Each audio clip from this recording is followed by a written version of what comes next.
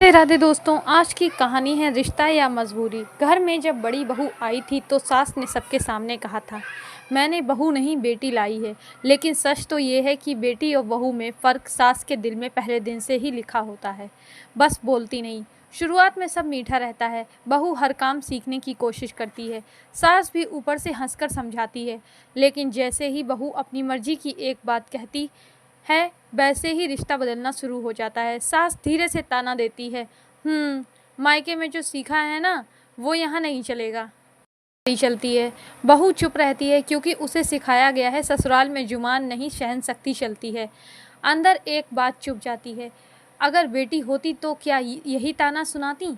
घर में दिखावे का अपनापन चलता रहता है, सामने प्यार पीछे शिकायत। और सच्चाई ये है कि जितना बहू चुप रहती है, सास उतनी ही काबू में रखी बहू समझती है।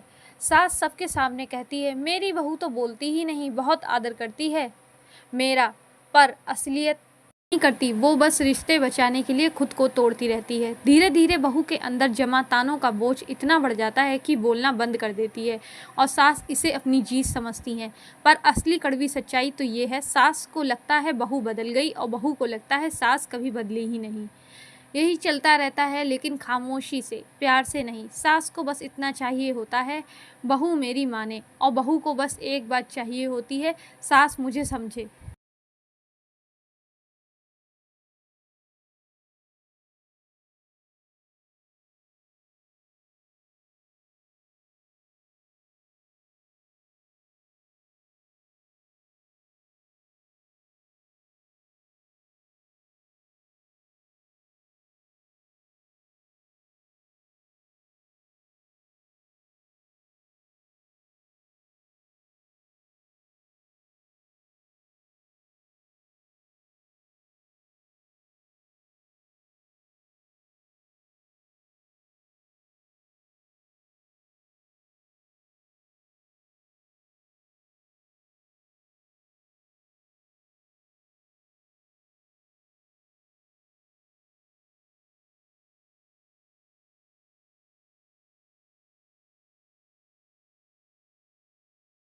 लेकिन इस घर में कोई किसी को समझना नहीं चाहता, बस सहना सिखाता है। पता नहीं इस घर में रिश्ते निभाए जाते हैं या बस निभाने का नाटक किया जाता है। बताइए, क्या सास बहू का रिश्ता कभी सच में अपना हो पाता है या बस समाज के लिए निभाया जाता है।